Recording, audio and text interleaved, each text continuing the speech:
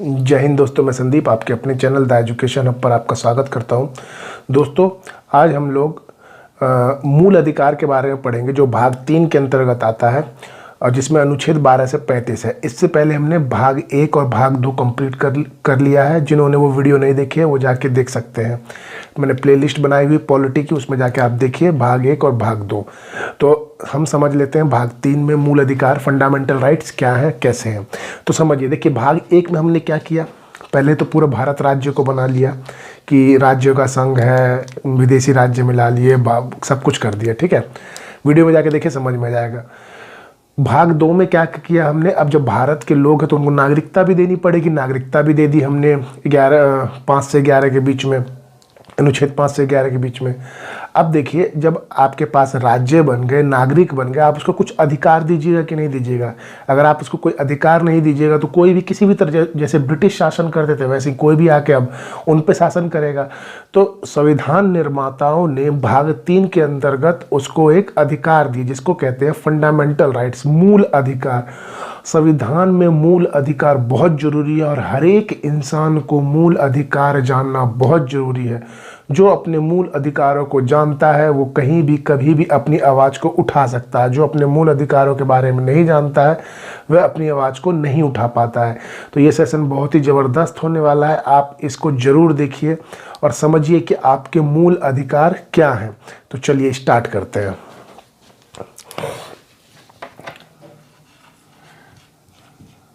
भाग 3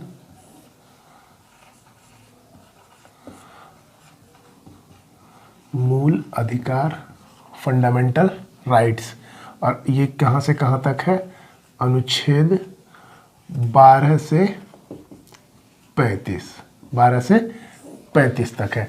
देखिए, जो मूल अधिकार है इसे संविधान का बैकबोन कहा जाता है, रीढ़ की हड्डी। जैसे आपकी रीढ़ की हड्डी क्या काम करती है, आपको मजबूती से खड़े रहने का काम करवाती है, उसी तरह मजबूती से खड़े रहने का काम संविधान के अंदर जो है ये 12 से 35 मूल अधिकार करवाता है। ये एक बैकबोन है।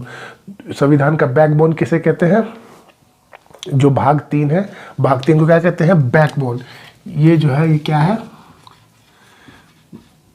बैकबोन है। भाग 3 जो है, जो मूल अधिकार है, इसको नैसर्गिक अधिकार भी कहते हैं। क्या कहते हैं, नैसर्गिक अधिकार।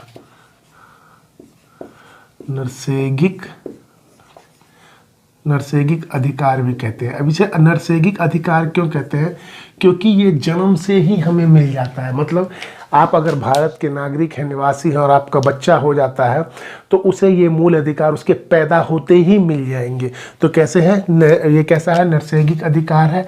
और इसे क्या कहा जाता है, इसे दूसरा नाम है मैग्ना कार्टा।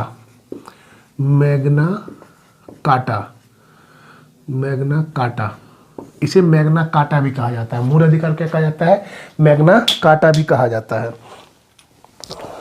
अब देखिए, जिस तरीके से नागरिकता का कहाँ से लिया गया था, ब्रिटेन से लिया गया था, उसी तरीके से मूल अधिकार को संविधान में कहाँ से लिया गया है, तो इसको लिया गया है यूएसए से। कहाँ से लिया गया है, यूएसए, संयुक्त राज्य अमेरिका। कहाँ से, संयुक्त राज्य अमेरिका।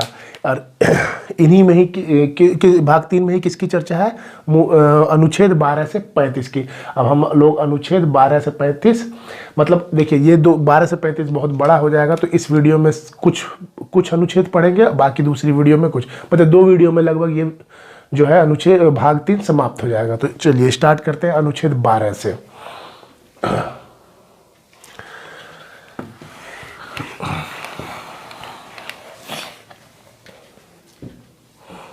अब देखिए अनुच्छेद 12 में क्या कहा गया है।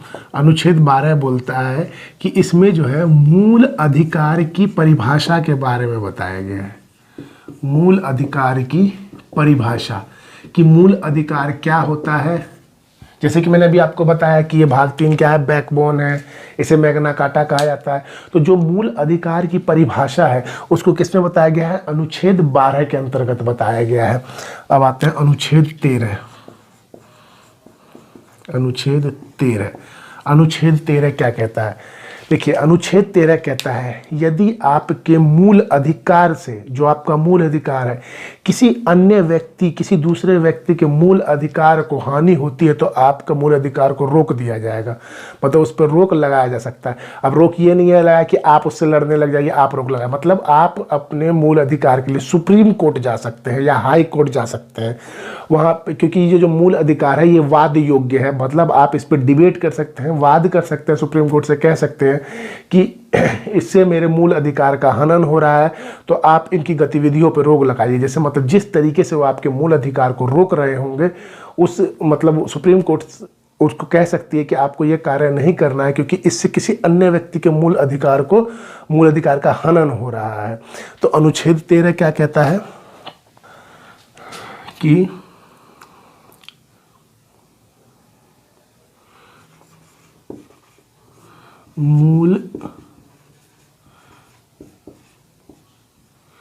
यदि आपके मूल अधिकार से, यदि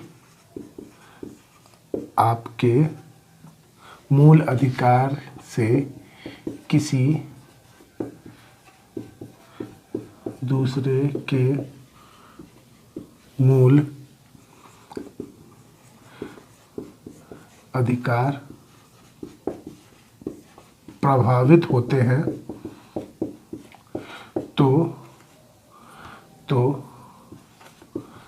आपके मूल अधिकार को रोका जा सकता है, मूल अधिकार को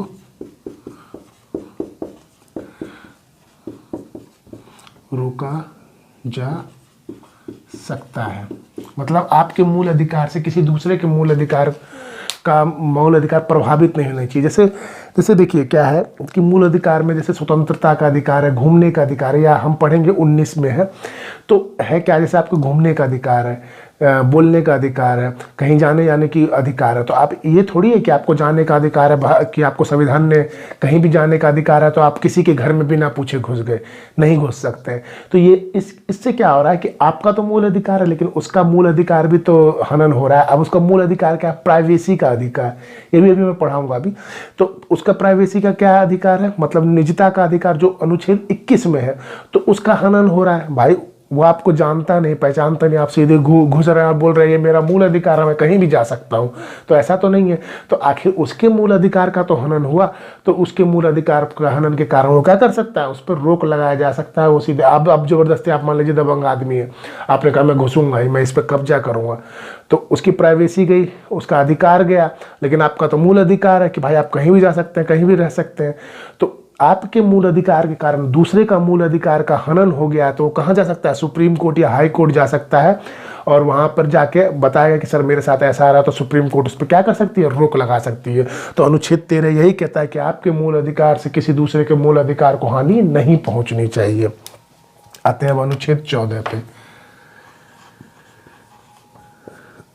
अनुच्छेद 14 कहता है विधि के समक्ष समानता। विधि मतलब कानून, कानून के समक्ष सभी समान है। आपने देखा होगा न्यायालय में या फिल्मों में अधिकतर देखते हैं कानून अंधा होता है, पट्टी बंधी रहती है। तो वो क्यों है? क्योंकि कानून के समक्ष सभी समान है, चाहे वो गरीब हो, चाहे वो अमीर हो, चाहे वो राष्ट्रपति हो, चाहे वो उपराष्ट्रपति हो, प्रधानमंत्री हो, मंत्री हो, मुख्यमंत्री हो, बहुत अंबानी हो, चाहे सबसे नीचे तबके का आदमी हो, क्या कहते हैं, नीची जाति का हो या ऊंची जाति का हो, कोई भी हो, कानून के समक्ष समान है। वो सभी समान है। कानून जब भी देखेगा उसे एक ही नज़र से देखेगा। ये ऐसा नहीं कि आप बहुत बड़े आदमी हो तो आपकी सज़ा कम हो जाएगी और आप बहुत छोटे आदमी हो तो आपकी सज़ा बढ़ जाएगी। कानून में जो लिखा गया है, जिस चीज़ के लिए जो सज़ा है, वो सब के लिए ही समान होगी। तो अनुच्छेद 14 में यही कहता है कि विधि के समक्ष समानता होगी। और इसमें एक और है, कानून के समान संरक्षण। क्या होगा? कानून के समान संरक्षण, मतलब कानून के पास जो सभी को क्या समान रूप से संरक्षण दिया जाएगा। जैसे देखिए विधि के समक्ष समानता क्या कह रहा है? सब कानून के समान है। मान लीजिए कि एक 10 साल का लड़का है और एक 25 साल का लड़का है। 25 साल के लड़के ने क्या किया? मर्डर कर दिया और 10 साल के लड़के ने भी मर्डर कर दिया। तो आपने देखा होगा कि जो 10 साल का लड़का मर्डर कर रहा है तो उसको बाल गृह में डाला जाता है ताकि वो सुधर सके। उसे फांसी की सज़ा नहीं होती है या उसे आजीवन कारावास नहीं होता है। उसे कुछ समय के लिए 2 साल 5 साल या जब तक वो बालिग नहीं हो जाता तब तक उसे कानून मतलब जेल में रखा जाता है। उसके बाद उसे कुछ समय पश्चात छोड़ दिया जाता है, क्योंकि उसे वो मतलब क्या था कि बच्चा था और उसने मतलब बहकावे में या किसी चीज़ के कारण उसने वो खून कर दिया है, गलती जैसे भी किया, ठीक है, उसमें सूझबूझ नहीं थे। लेकिन जो 25 साल का लड़का था उसने अपने पूरे होशो हवास में सूझबूझ के साथ उसने वो खून किया, तो अगर उसे फांसी तो बहुत कम होती है, जो आजीवन कारावास मिला वो मिल गया। लेकिन आप अगर आपको ऐसा हो तो आप कहेंगे नहीं, ये तो सर विधि अनुच्छेद 14 कहता है कि विधि के समक्ष समानता, मतलब कानून के सामने सब समान है, चाहे वो 10 साल का है चाहे वो 25 साल का है, दोनों को आजीवन कारावास दीजिए। तो नहीं, तो वही बोलता है कानून के समान संरक्षण। कानून एक संरक्षण देता है, एक प्रिविलेज देता है कि जो छोटे बच्चे हैं वो क्या है कि उनमें उतनी बौद्धिक क्षमता नहीं है, वो किसी चीज़ का निर्णय नहीं ले सकते हैं कि उन्हें क्या करना है नहीं करना है। इसी की वजह से उन्हें एक संरक्षण दिया गया, उन्हें कुछ छूट दी गई है कि ठीक है, आपने अगर चोरी की या खून कर दिया तो ये आपकी बौद्धिक क्षमता की कमी के कारण हुआ, आपने सूझबूझ की कमी थी इस वजह से, तो आपको सुधरने का एक मौका दिया जाता है, तो इसी कारण उसकी सज़ा कम होती है। तो अनुच्छेद 14 में यही है, विधि के समक्ष समानता और कानून के समक्ष समानता। इसमें राष्ट्रपति भी आते हैं, प्रधानमंत्री भी आते हैं।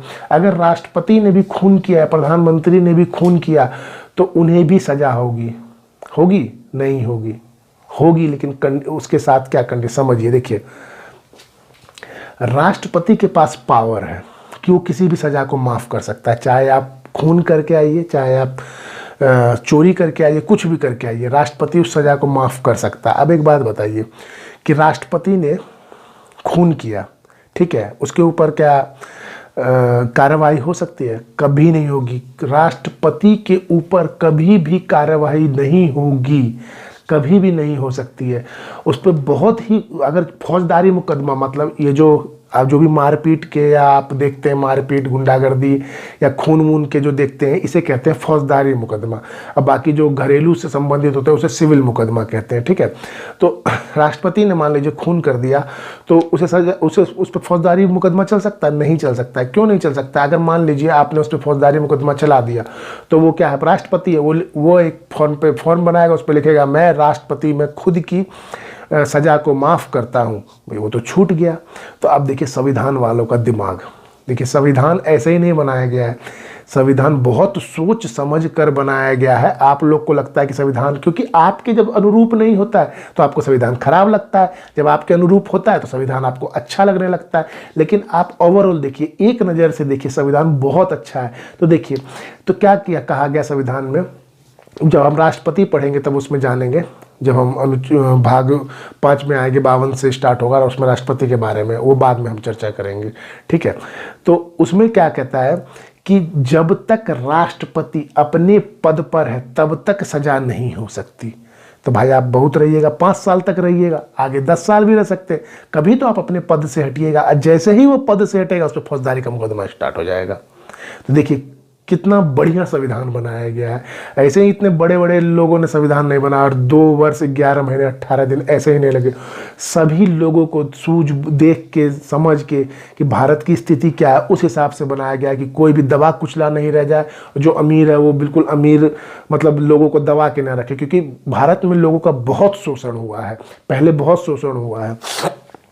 तो ये क्या कहता है अनुच्छेद 14 कि विधि के समक्ष समानता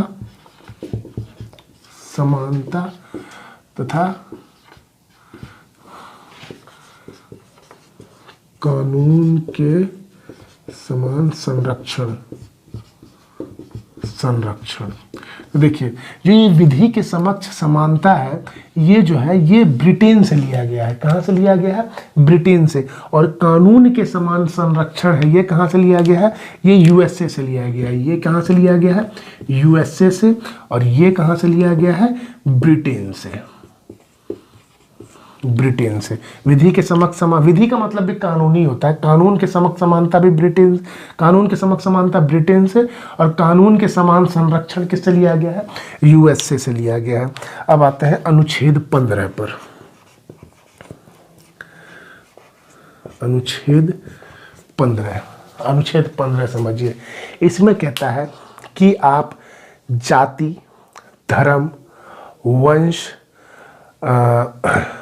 हो गया, और क्या कहते हैं ये, जाति, धर्म, वंश, लिंग और जन्म स्थान, जाति पर, धर्म पर, वंश पर, लिंग पर और जन्म स्थान पर आप इन पांचों चीज में से किसी भी तरीके से आप भेदभाव नहीं कर सकते। अनुच्छेद 15 क्या करता है कि आप जाति, धर्म, वंश, लिंग और जन्म स्थान पर आप भेदभाव नहीं कर सकते। जैसे कि कई बार क्या होता है, धर्म के आधार पर भी भेदभाव होता है। जैसे कि आप मुस्लिम, जैसे कोई मुस्लिम है तो उसे, आप हिंदू हैं तो आप उससे कैसे भेदभाव कर रहे हैं, अरे ये मुस्लिम है इसे अपने साथ नहीं रखेंगे। या फिर मुस्लिम है वो क्या करते हैं, अरे ये हिंदू है इसे अपने ग्रुप में मत रखो। तो आप धर्म और हिंदू के उस पर क्या कर रहे हैं, भेदभाव कर रहे हैं। तो देखिए, आप अपनी तरफ से भेदभाव करते हैं, कोई बात नहीं है, वो आप कर रहे हैं, लेकिन ये आपका कानूनी, ये आपका अधिकार नहीं है। जैसे ही ये कानून के पास चला गया कि जैसे मान लीजिए आप हिंदू, आपके मोहल्ले में हिंदू है, आपका मोहल्ला हिंदुओं का मोहल्ला और उसमें 2-4 मुस्लिम रहते हैं, तो आप क्या करते हैं कि आपके जितने भी फंक्शन होते हैं, पार्टी होते हैं, मतलब जो भी आपके पर्सनल फंक्शन में तो आप नहीं बुलाएंगे, आपकी मर्जी है, लेकिन जो भी मतलब एक सामाजिक रूप से जो भी कार्यक्रम हो रहा है और आप उसमें उसको इनवाइट नहीं कर रहे, समाज से दूर रख रहे हैं, तो वो जाके कानूनन सीधे कहाँ जा सकता है, सुप्रीम कोर्ट या हाई कोर्ट कह सकता है, जाके कह सकता है कि ये मेरे साथ किसके, धर्म के आधार पर मेरे साथ भेदभाव कर रहे हैं, इन्हें रोका जाए। तो धर्म के आधार पर तो आप कर रहे हैं, क्योंकि आप वो मुस्लिम है, आप उसको अपने किसी भी सामाजिक कार्य में शामिल ही नहीं कर रहे हैं, तो वो तो केस करेगा ही करेगा, क्योंकि आप उसको अलग समझ रहे हैं। सेम यही चीज़ अगर आप मुस्लिम का मोहल्ला है, उसमें हिंदू हैं 2-4, अगर वो आपके साथ ऐसा कर रहे हैं तो आप भी उसके ऊपर केस कर सकते हैं। तो संविधान ने ये कहा कि आप धर्म के आधार पर किसी के साथ भेदभाव नहीं कर सकते, और ना ही आप जाति के आधार पर। देखिए, जाति के आधार पर कितना भेदभाव होता है, तू नीची जाति का है तो नीचे बैठ, मैं बड़ी जातों का हूँ तो ऊपर बैठूंगा। तो ये जाति के आधार पर तो आज भी है, आज भी गाँव में बहुत लोग जाति के आधार पर लोगों के साथ उठना बैठना नहीं चाहते हैं। इसका कारण क्या है? इसका कारण है शिक्षा, क्योंकि गांव में अभी भी शिक्षा का अभाव है, पूरी तरह से शिक्षित हो ही नहीं रहे, मतलब लोग पढ़ना ही नहीं चाह रहे, पता नहीं क्यों। देखिए, आपको मूल अधिकार जरूर पता होना चाहिए। अगर मूल अधिकार आप जान गए ना, आप किसी से भी लड़ सकते हैं, अपनी बात मनवा सकते हैं अपने मूल अधिकार के तहत। तो आपको मूल अधिकार पता होना चाहिए। तो ये तो हो गया जाति के आधार पर। एक होता है लिंग के आधार पर। अब लिंग के आधार पर कैसे, तू लड़का मैं लड़की, मैं लड़की तू लड़का। अब देखिए, हमारा देश जो है वो पुरुष प्रधान देश रहा है, पुरुषों को ज़्यादा वैल्यू दी गई है, लेकिन धीरे धीरे क्या है कि अब लड़कियों को भी समान वैल्यू दी जा रही है। लड़कियां भी सेना में शामिल हो रही हैं, लड़कियां भी मतलब ऑटो भी चला रही हैं, कार भी चला रही हैं, और यहाँ तक कि अब तो ट्रेन के ड्राइवर भी हो चुकी हैं। लड़कियां भी अंतरिक्ष में जा रही हैं, लड़कियां भी हवाई जहाज चला रही हैं। तो अब लड़कियों को क्या किया, समान रूप से ला दिया लड़कों के बराबर। तो अनुच्छेद 15 कह रहा है कि आप लड़का लड़की, ये नहीं है कि लड़का ही पायलट बनेगा लड़की पायलट नहीं बनेगी, इस तरीके से आप भेदभाव नहीं कर सकते।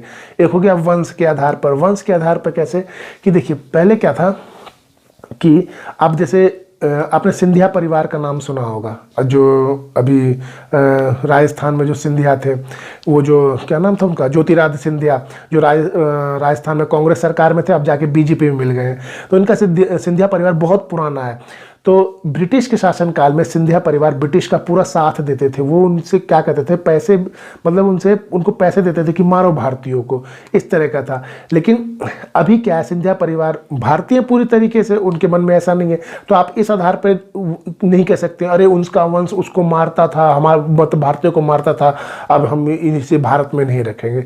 तो ये तो वंश के आधार पर आपने भेदभाव कर दिया, तो आप इस तरीके से भेदभाव नहीं कर सकते हैं। एक हो गया वंश, हो गया जन्म जन्म के आधार पर। अब जन्म के आधार पर मतलब जन्म स्थान के आधार पर, जन्म स्थान के आधार पर कैसे भेदभाव हो गया? जैसे आपने अधिकतर देखा होगा यूपी और बिहार के लोग जब बाहर कमाने जाते हैं, जैसे महाराष्ट्र गए, दिल्ली गए, हरियाणा, पंजाब गए, तो उन्हें बिहारी बिहारी कह के मतलब भगाया जाता है, या यूपी वालों को पुरवैया कह के भगाया जाता है, क्योंकि पूर्व साइड से। तो ये किस आधार पर हो गया?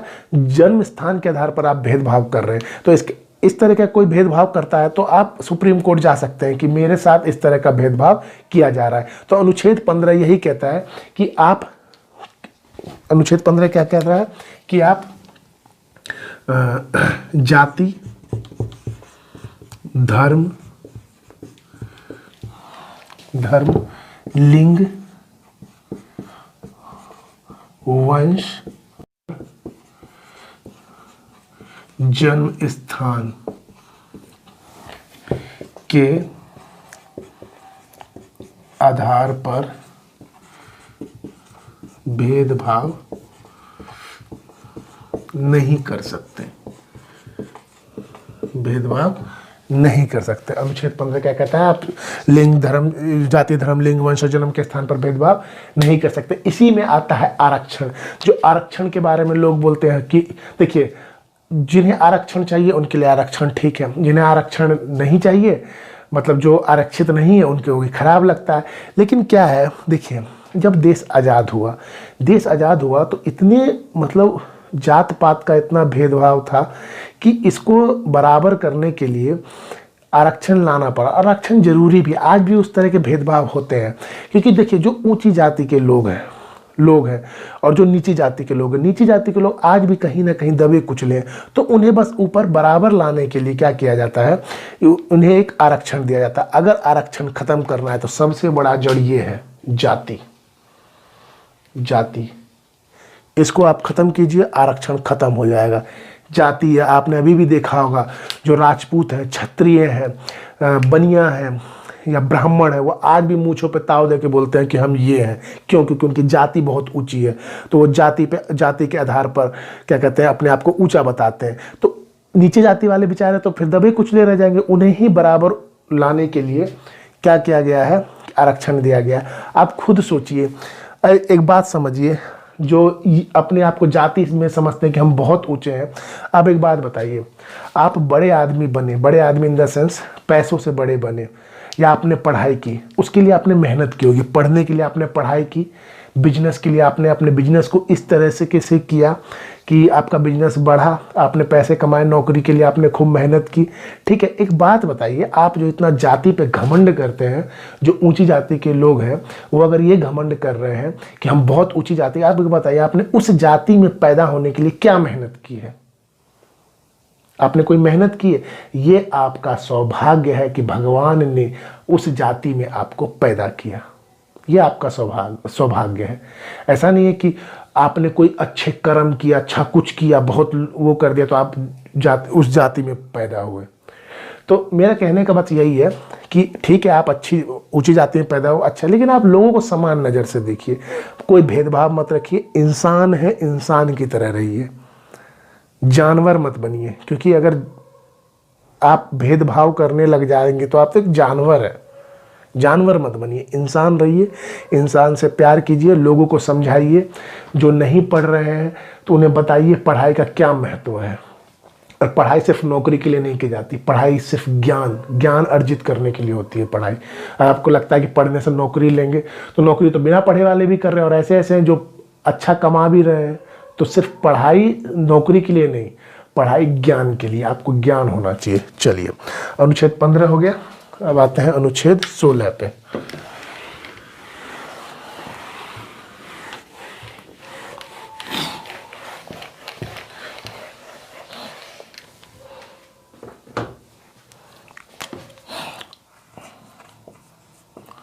अनुच्छेद 16 क्या कहता है? लोक नियोजन। लोक नियोजन मतलब सरकारी नौकरी। सरकारी नौकरी में मतलब लोक नियोजन में समानता, इसमें भी सरकारी नौकरी में भी समानता दी जाएगी।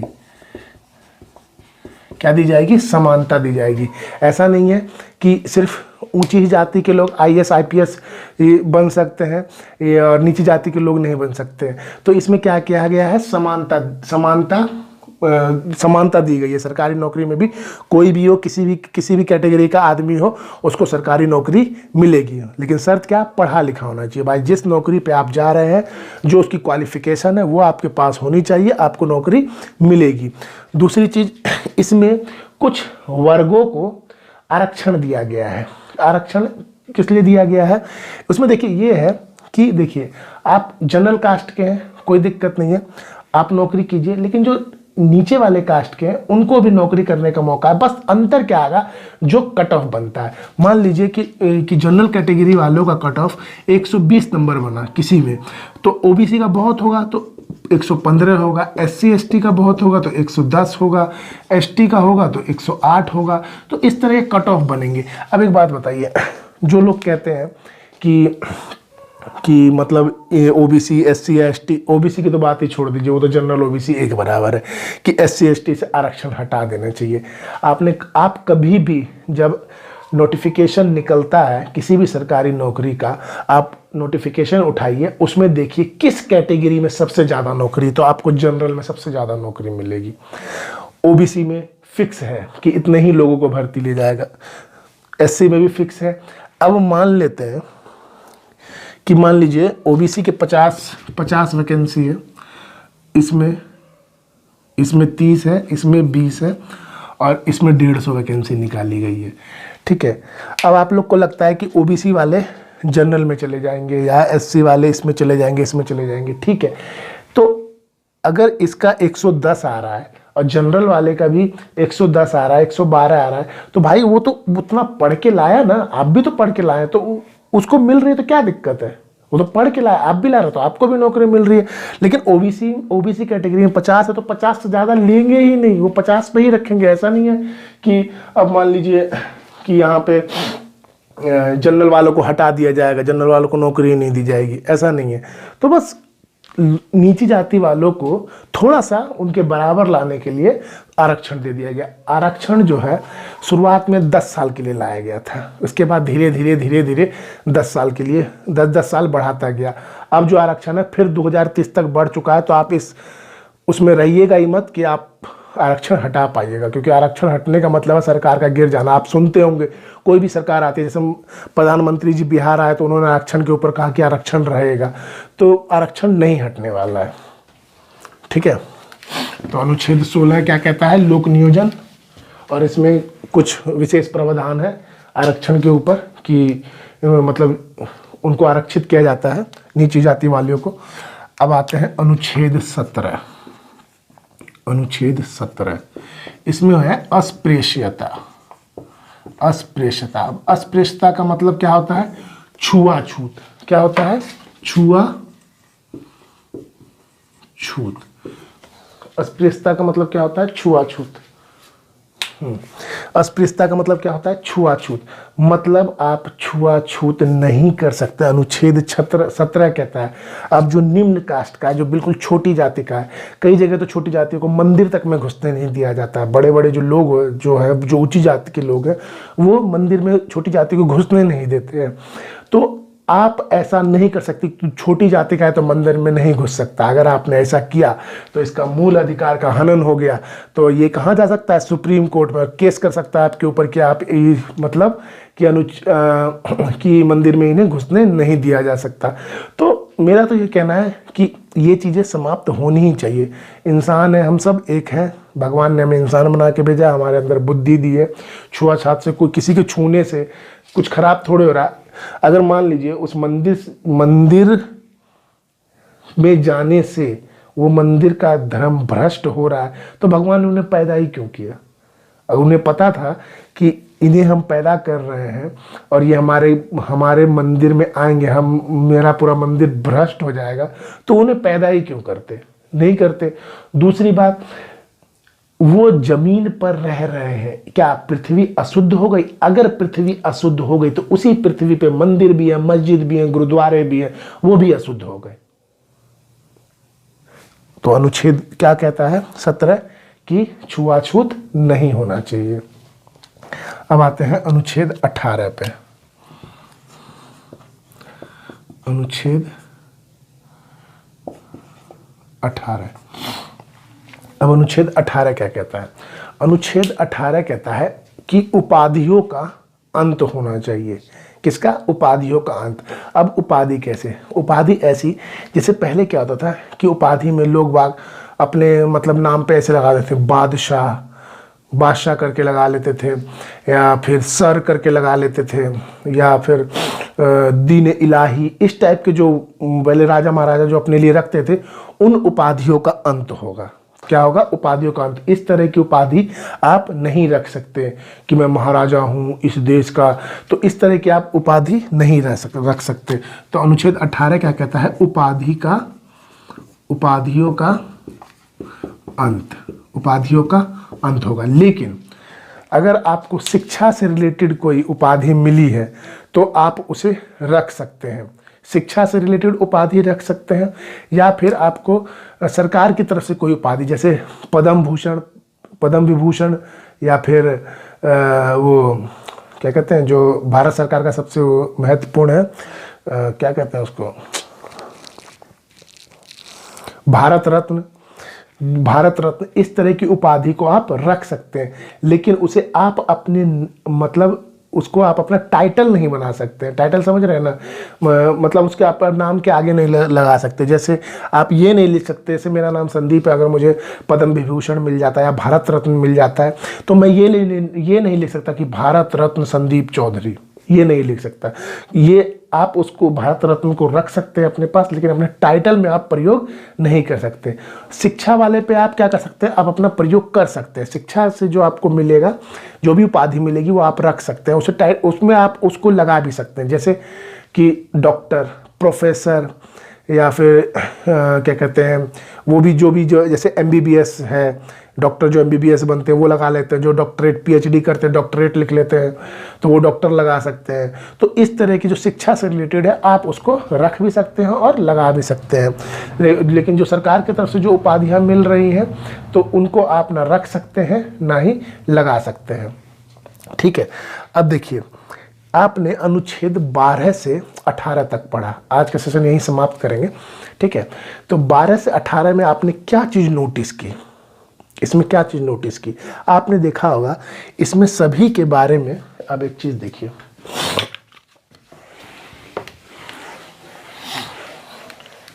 एक क्विक रिवीजन करते हैं। ठीक है, 12, 13, 14, 15, 16, 17, 18। 12 में परिभाषा थी,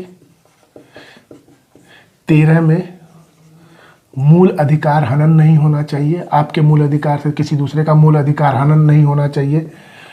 14 में क्या था कि कानून विधि के समक्ष समानता थी, विधि के समक्ष समानता थी। और 15 क्या था? 15 मतलब धर्म जाति के आधार पर भेदभाव नहीं होना चाहिए था, सबको समान ला दिया था। धर्म जाति आपको बाकी तो पता ही, मैं शॉर्ट बता रहा हूँ। 16 में क्या था? लोक नियोजन, मतलब सरकारी नौकरी सबको मिलेगी, कोई भी जाति का भेदभाव नहीं होगा। 17 में क्या था? अस्पृश्यता, मतलब छुआछूत के आधार पर भेदभाव नहीं किया जाएगा। 18 में क्या था? उपाधि का अंत किया जाएगा, उपाधि का अंत किया जाएगा। इसमें आपको मतलब सभी एक समान हो जाएंगे। तो मेनली क्या है, 12-13 को आप छोड़ दीजिए। ठीक है, मेनली क्या है, 14 से 18, अनुच्छेद 14 से 18, इसमें किसकी बात की गई है? समानता की बात की गई है। तो ये क्या हो जाएगा? समानता का अधिकार,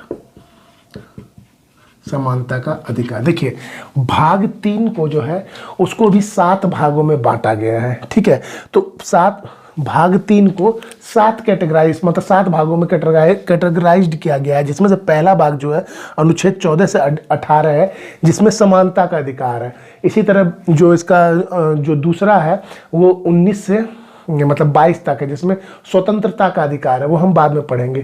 तो इसी तरीके से 7 भागों में बांटा गया, जिसमें से जो छठा भाग है वो अब हटा दिया गया है, जिसमें संपत्ति का अधिकार है, उसे हटा दिया गया है। आगे समझेंगे, ठीक है। तो अभी पहले इतना समझ लेते हैं। 14 से 18 में देखा आपने किसकी बात की, समानता की बात की, तो इसमें समानता का अधिकार होगा। तो आपको अनुच्छेद भाग 3 का अनुच्छेद 12 से 18 तक आपको मैं उम्मीद करता हूँ समझ में आ गया है। नहीं आया है तो दोबारा से वीडियो देख लीजिएगा, ठीक है। आपको समझ में आ रहा कि किस तरीके से संविधान को बनाया गया। आप अगर रटिएगा तो नहीं समझ में आएगा आपको ना। कहानी खुद से बनाई, कैसे हो रहा है। भारत को पहले बनाया गया राज्य संघ, इस तरीके से भाग 1 में विदेशी राज्य मिलाए, भारत के राज्यों को अलग अलग नाम दिया गया, भाषाई आधार पर बांटा गया। अनुच्छेद 4 में 2-3 को अलग रखा गया। फिर जब ये सब मतलब एक देश का निर्माण हो गया, देश के निर्माण के बाद भाई नागरिकता दे दी। अब नागरिकता दे दी तो सबको कुछ अधिकार दे देंगे, अब भाग 3 है, अधिकार दे देने के बाद चौथे में कुछ राज्य के नीति निर्देशक तत्व होंगे, जिसके अंदर मौलिक कर्तव्य भी आते हैं। जब वो हो जाएगा तो अब इसको चलाने के लिए संघ की जरूरत होगी। तो इस तरीके से आपको समझना पड़ेगा, क्रोनोलॉजी समझिए तब आपको समझ में आएगा। तो समझ गए होंगे। और भाग 3 तो बस जाना चाहिए आपके दिलो दिमाग में। यह आपका अधिकार भी है, आप किसी के सामने प्रस्तुत भी कर सकते हैं, आप अपने लिए बोल भी सकते हैं। अभी देखिए जो प्रोटेस्ट हो रहे हैं, जैसे कि किसान आंदोलन का प्रोटेस्ट हुआ, उसमें क्या हुआ कि किसान प्रोटेस्ट कर रहे हैं, वो उनकी अभिव्यक्ति की अधिकार, स्वतंत्रता, मतलब वो अनुच्छेद 19 में पढ़ेंगे हम लोग। लेकिन मैं बता रहा हूँ किसकी वजह से, मूल अधिकार की वजह से। उन्हें पता है कि हमारा मूल अधिकार क्या है। हर एक इंसान को, जो आप इतना बोल पाते हैं ना किसी भी चीज़ पे, कभी भी आप आंदोलन कर देते हैं, तो संविधान वालों ने आपको दे के गया। नहीं तो आज के नेता तो आपको बेच खाएंगे, आपको पता भी नहीं चलेगा, इस तरह से आपकी हालत हो जाएगी। तो संविधान वालों ने आपके लिए बहुत कुछ कर दिया। बहुत लोग तो अम्बेडकर को गाली देते हैं, उन बेवकूफ़ों को समझ नहीं आ रहा। जो तुम गाली दे भी पा रहे हो ना, वो उन्हीं अम्बेडकर जी की बदौलत है, जो इतना आप कह, क्योंकि अभिव्यक्ति की स्वतंत्रता अनुच्छेद 19 का भाग 1 कहता है। तो समझिए, आप ऐसे ही किसी पे बस किसी एक को फॉलो मत, कि आपका भगवान ने दिमाग दिया, दिमाग से सोचिए। जब दिमाग काम ना दे क्या सही है क्या गलत है, दिल से पूछिए, दिल कभी गलत नहीं बोलेगा। तो इन चीज़ों को आपको समझना पड़ेगा। तो आज का सेशन समाप्त करते हैं। अगर आपको ये सेशन अच्छा लगा है तो प्लीज़ लाइक कीजिए, सब्सक्राइब कीजिए, अपने दोस्तों में अधिक से अधिक शेयर कीजिए, क्योंकि मुझे आपके सपोर्ट की ज़रूरत है। Thank you, have a nice day.